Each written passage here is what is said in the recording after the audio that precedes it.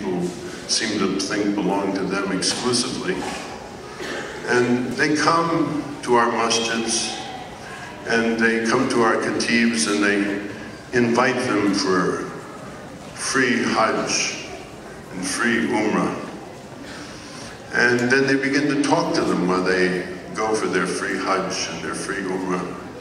And they ask them, gee, do you think we could help you fix up your masjid? You think that something you could do? Do you need some new facilities? Do you need this? Do you need that? Do you need the other thing? And people say, yes, we do. Because after Hindu Raj, of course, things were more difficult in India. And so people succumbed to that, and they went for those new additions and so on and so forth. And then they found that there were strings attached to those donations, quote-unquote donations. And among those strings were the strings that things like the Mawlid were no longer permitted. Things like Naat were no longer permitted. Things like Dhikr were no longer permitted, and so forth. And so the neighborhoods began to fall into darkness. And the remembrance of the Rasul ﷺ and his birthday and what happened began to be lost to the people. So you have to ask yourself why. So let's go back a little bit further. Let's go back to the time of the Prophet ﷺ, and let's go back to the time when, let's talk about the time, let's talk about the Medinan time when people waged war against him and sought to put an end to his message. You go back further, let's go back to the 10 years that precede the year of sadness. Let's go back to the time when the Prophet ﷺ used to pray in Makkah, and the people used to dump the guts of animals on his back, and only Bibi Fatima alayha salam cleaned them off.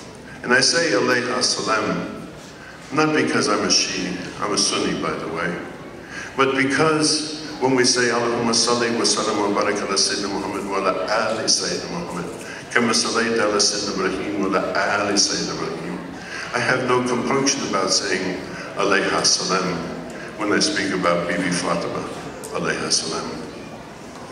And that's all there was to do that. And the people did everything that they could to destroy the message of the Prophet ﷺ. And every person who became a Muslim, like Sidna Bilal radiallahu ta'ala anhu, where they took a rock and put the rock on top of his chest, a heavy rock, and to see if he would give up his Islam. And he didn't. This was the animosity of the people of Mecca towards the Prophet ﷺ, for many reasons. Money, perhaps the principal reason.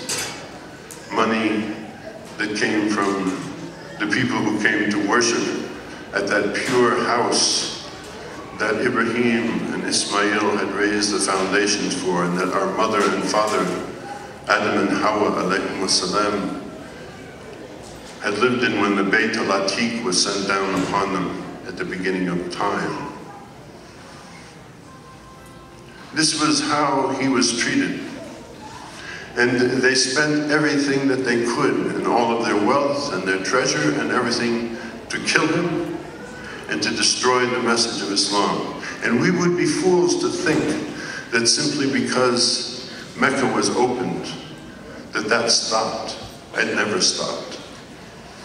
I invite you to remember the behavior of Yazid at the time when the head of Hussein alayhi salam was presented to him in Damascus, when he smacked the lips of al-Hussein with his cane, and he told him there was no wahi, there was no revelation, there was no prophet, there was no Islam, there was nothing. It was all a plot of Bani Hashim. That's the truth. And now I ask you to look, brothers and sisters, very, very carefully at the world in which we live. The world the Muslim world in which we live, that stretches, let's say, from Senegal to Indonesia. And I ask you, show me a just Muslim leader anywhere. Show me a land without corruption. Show me a land with ulama who dare to stand up to their rulers instead of standing with them. Show me a land where the murderer and the murderers are either side of them. The ulama stand with them and support them in what they do. Show me one country. You can't show me one. That's the reality of the situation in which we live. And how it came to be that they sought to put an end to this is because they don't want people to know who is Muhammad alayhi salatu salam. They don't want them to know. What did Allah say about Muhammad alayhi salatu salam? وَمَا أَرْسَلْنَكَ إِلَّا رَحْمَةً لِلْعَالَمِينَ. Rahmatan lil-alamin. Mercy to who? To white people, to brown people, to black people, to red people, to yellow people, to people from the north or the south or the east or the west, to people, even the people, any kind of people. No, he said, Rahmatan lil-alamin. You talk about the sunnah. You think the sunnah is something that grows out of people's chins? I always tell people, goats can grow these things. No big deal. These things here, you can go buy them in a store. These things here, you can buy these things in a store too. There's no proof of anything. What's the proof of the sunnah? Is rahmah.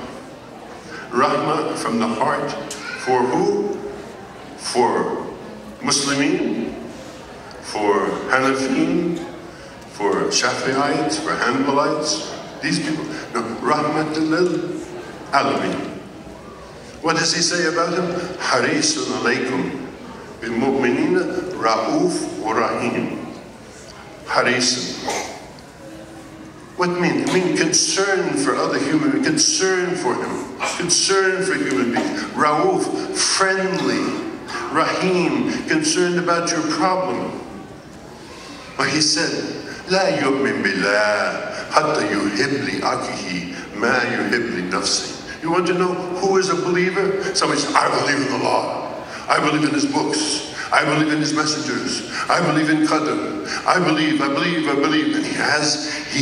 he doesn't have that. He says, Ma arsa. He says, this person, he doesn't a believer. Hatta yuhib li akihi ma yuhib li nafsi.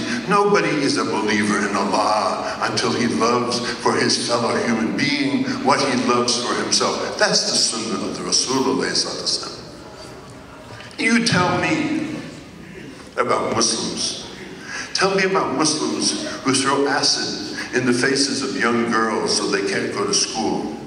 And then tell me about Aisha radiallahu ta'ala anha, who the Prophet ﷺ famously said, if you want to know your religion, you can get half of your religion from this little red-headed lady. Huh? Who taught Aisha radiallahu ta'ala anha? The Prophet ﷺ, her husband, taught her. He cared enough to teach his wife everything about the religion so that she could give us half of our religion. And then people throw acid in the faces of girls to say to these girls, you can't go to school. Ladies, you can't be educated. That's not Islamic. What's that? Where is the Islam? What are we talking about here? It's just kalam fadi in Arabic, empty words. And what about, you know, Jummah, that wonderful day of the week? Everybody takes a shower, puts on their clean clothes, gets ready to go to the masjid. But some of our brothers and sisters strap on their bodies belts of explosives. And they go to the masjid. They sit right there, right in front of the mimbar, where the khatib is going to give the khutbah. And as soon as he gets into the khutbah, they blow themselves up. And they kill. All of you are dead. And all of you are wounded. Islam? Where's the Islam here? Where's the Islam? Ask yourself, is this Rahmat al-Alameen?